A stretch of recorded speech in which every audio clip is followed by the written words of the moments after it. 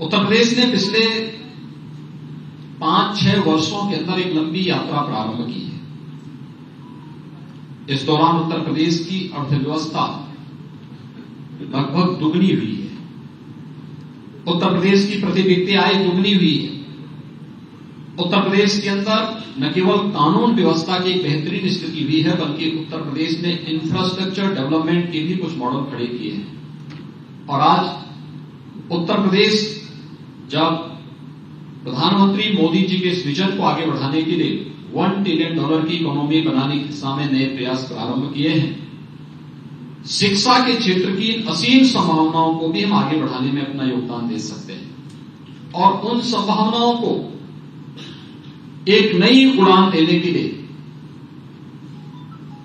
उत्तर प्रदेश के अंदर हमारे कुछ केंद्रीय विश्वविद्यालय हैं, राज्य विश्वविद्यालय हैं और निजी क्षेत्र के विश्वविद्यालयों ने भी एक अच्छे प्रयास प्रारंभ किए।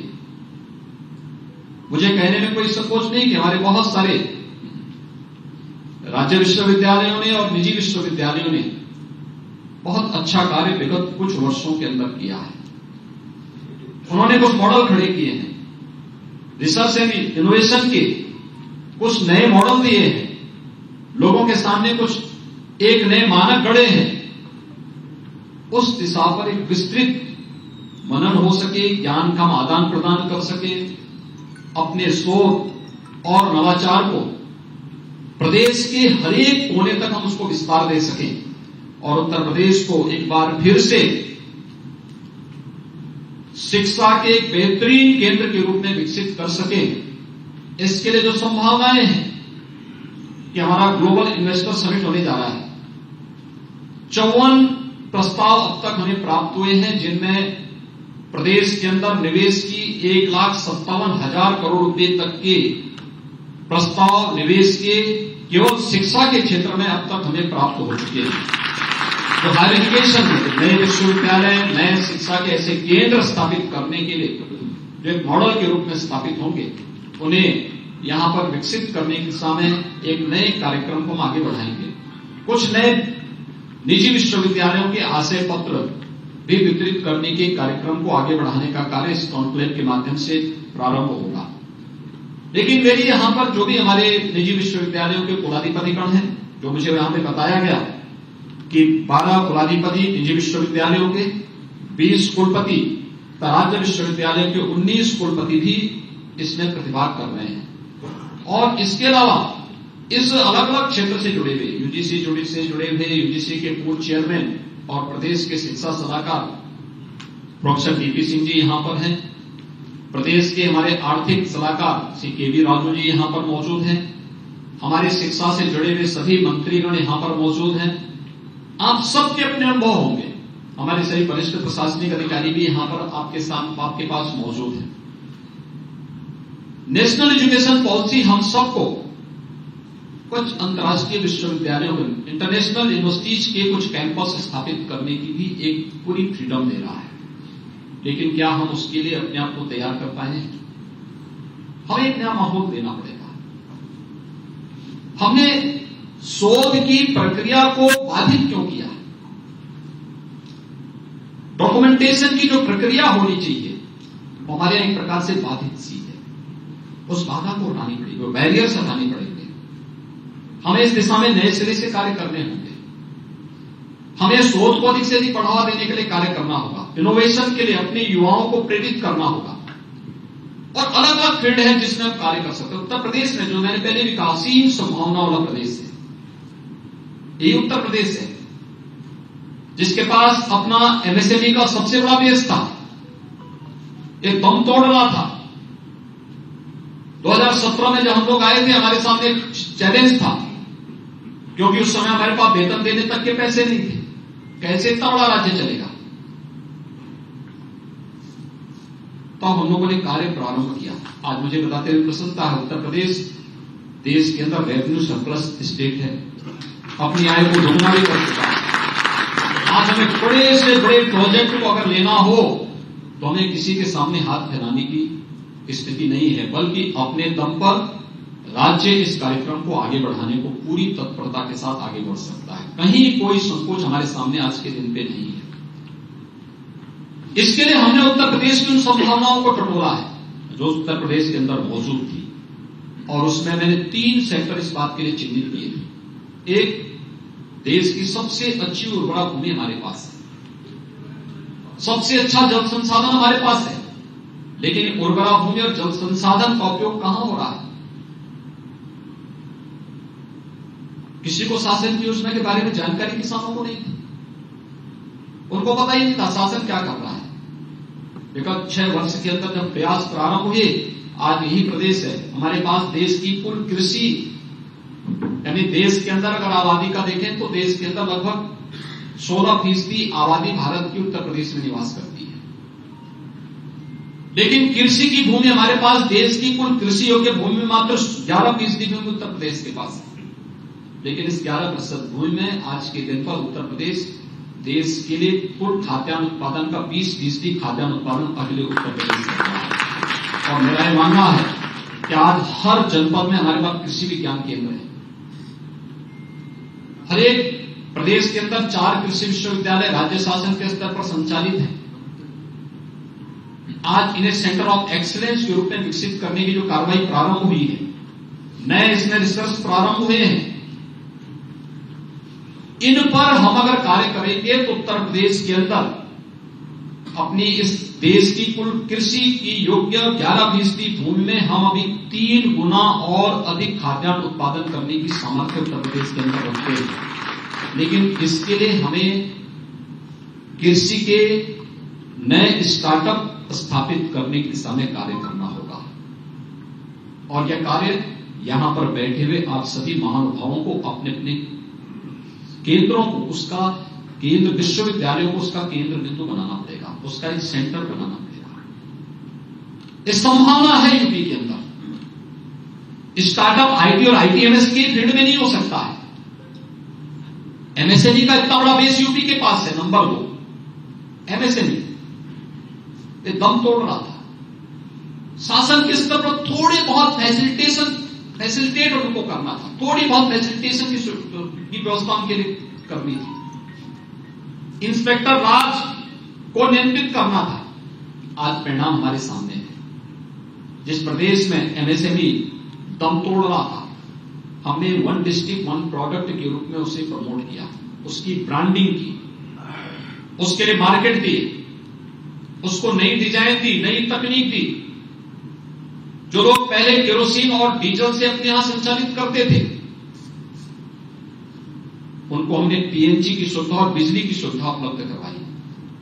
आज परिणाम क्या है? उत्तर प्रदेश का एक्सपोर्ट दुगने से ज्यादा हुआ है, और आज 1,60,000 करोड़ रुपए से अधिक का एक्सपोर्ट अकेले एमएसएमई यूपी के अंदर कर रहा है।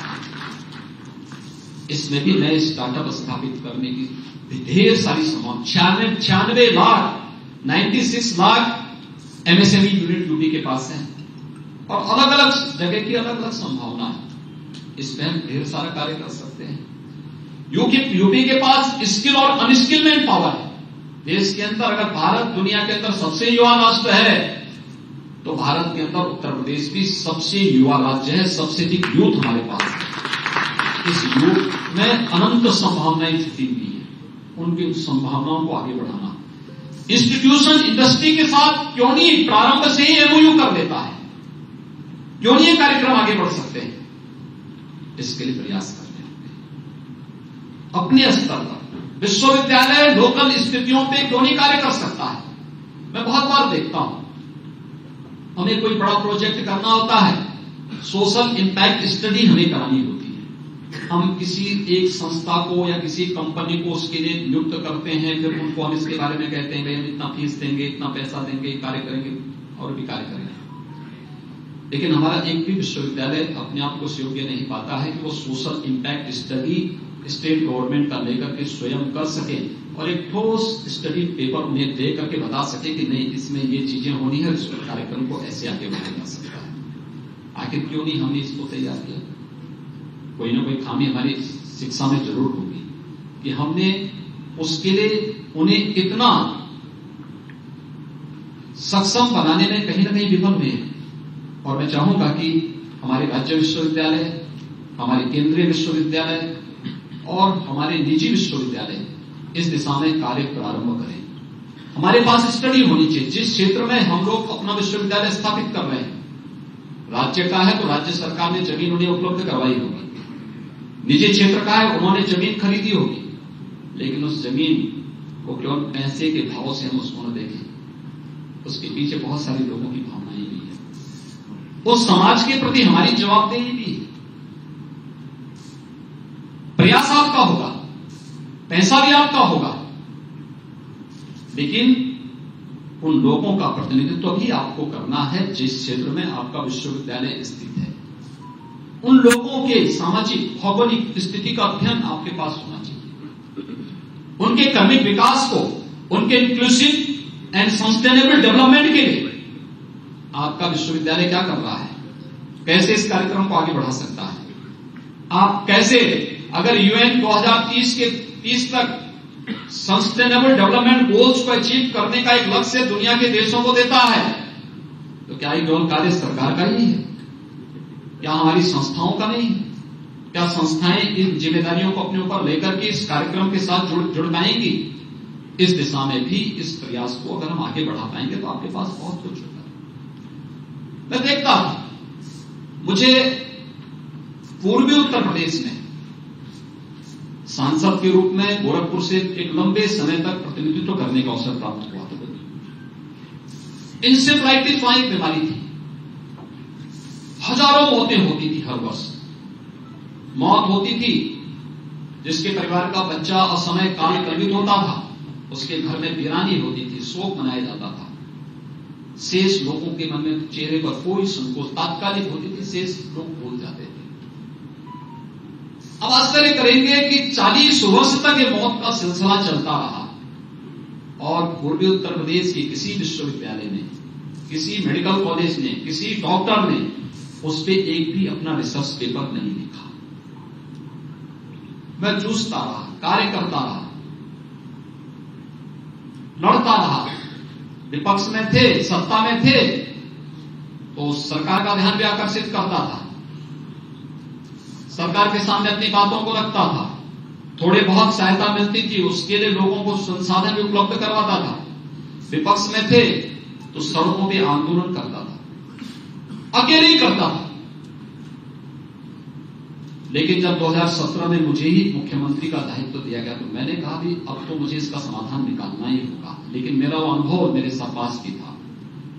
मैंने अंतर विभागीय समन्वय की एक टीम बनाई राज्य के अंदर और मैंने कहा इसका उपचार, ये केवल उपचार का विषय नहीं है, उपचार से महत्वपूर्ण इसमें जागरूकता है। तब तक कोई स्टडी नहीं थी। मैंने यहां पे अपनी टीम से कहा, मैंने कहा देखो इसमें कोई स्टडी किसी ने की होगी, किसी ने नहीं की थी। आप सोचे 40 वर्ष में 50,000 मौतें जिस बीमारी से हुई हो, उस पर यूपी के पास कोई रिसर्च नहीं था। जहां के सबसे अधिक बच्चे मरे उस क्षेत्र में लगभग 10,000 चिकित्सक अपनी निजी प्रैक्टिस करते हैं, किसी के पास कोई अध्ययन नहीं था। वहां पर तमाम विश्वविद्यालय हैं, उनके पास कोई अध्ययन नहीं था, क्योंकि समाज से हमारा वैराग्य भाव, हमारे मन में यह भाव ही नहीं आता है कि हमारी कोई जिम्मेदारी समाज के प्रति भी है।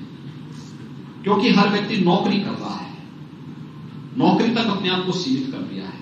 परिणाम क्या था?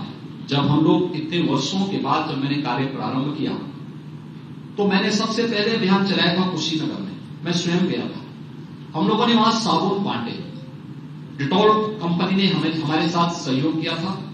हम लोग साबुन बांटने के लिए गए थे। 3 दिन तक मेरे खिलाफ मीडिया में मेरे खिलाफ पूरा अभियान चलता रहा कि देखिए गरीबों का अपमान हो रहा है, उनको साबुन बांट करके उनका अपमान किया जा रहा है। मैंने कहा ये लोग समझ नहीं पाएंगे। लोगों ने कहा कुछ तो इसमें मुझे, मैंने कहा कुछ बोलने की आवश्यकता नहीं है, इनकी समझ में नहीं आएगा।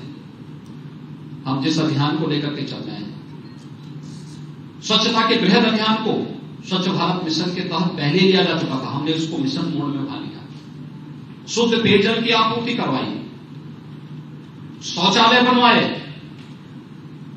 चिकित्सालयों की व्यवस्था को दुरुस्त किया, सर्विलांस को बेहतर किया।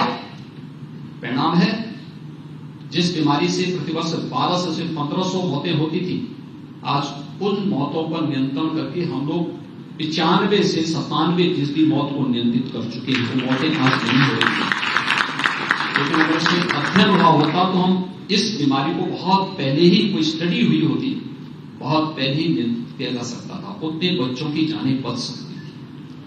और इसलिए मैं कहता हूं, संस्थाओं को समाज की हर एक समस्या पर अपने आप को स्टडी करने का एक सेंटर बनाना चाहिए।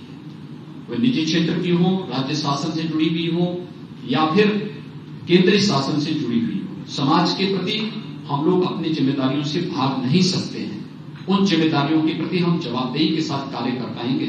इस दिशा में एक नया प्रयास हमें आगे बढ़ाना होगा। मेरी आप सबसे अपील होगी, निजी क्षेत्र में जो नए विश्वविद्यालय स्थापित करना चाहते हैं, देखिए हमने सारे बैरियर्स हटा दिए। स्टेट के अंदर अपना निजी विश्वविद्यालय का एक्ट है। अब पिक एंड चूज नहीं है कि किसी मंत्री का विश्वविद्यालय बनना है तो उसके लिए रिलैक्सेशन 10 एकड़ का कर लो, और किसी अन्य व्यक्ति को जो इस क्षेत्र में पैसा लगाना चाहता है और करना चाहता है उसके लिए 100 एकड़ का कर लो। अब ऐसा नहीं होगा। अब एक व्यवस्था बना दी गई है, एक एक्ट सबके लिए लागू हो गया। उस एक्ट के अनुसार हमारे पास अच्छा इंफ्रास्ट्रक्चर हो, अच्छी फैकल्टी हो, अच्छी लैब्स हो, डिजिटल लाइब्रेरी हो, और उस प्रकार का एक माहौल हम अपने विश्वविद्यालय में दें। लेकिन इस बात को भी ध्यान रखें कि भारतीय मूल्यों और आदर्शों से कहीं भी कोई भटकाव की नौबत ना मिल पाए। कोई भी ऐसे कार्य वहां उस कैंपस के अंदर न हो जो किसी भी प्रकार की अपने मूल्यों, अपने आदर्शों और राष्ट्रीयता से विपरीत कोई एक नई धारा को जन्म देता हो। अगर उस दिशा में हमारे प्रयास होंगे तो राज्य शासन के द्वारा जो रिलैक्सेशन दिए जा रहे हैं, जो इतनी सुविधा देने का प्रयास हो रहा है, इसके बेहतर परिणाम हम सबके सामने आएंगे। मैं एक बार फिर से हायर एजुकेशन के इस कॉन्क्लेव के लिए यहां पर अपने उच्च शिक्षा विभाग को, नवभारत टाइम्स को, यहां पर अपने जो हमारी नॉलेज पार्टनर के रूप में डेलाइट है, इनसे जुड़े हुए सभी पदाधिकारियों को हृदय से धन्यवाद देता हूं। और इस पूरे दिन भर के कॉन्क्लेव से कुछ ठोस परिणाम आप लेकर के आएंगे, जिसका हम सब के लिए, एक प्रदेश की उच्च शिक्षा के लिए और शिक्षा जगत के लिए वो एक मॉडल बन पाएगा। आप सबके इस पूरे कार्यक्रम के प्रति मेरी शुभकामनाएं हैं। धन्यवाद। जय हिंद।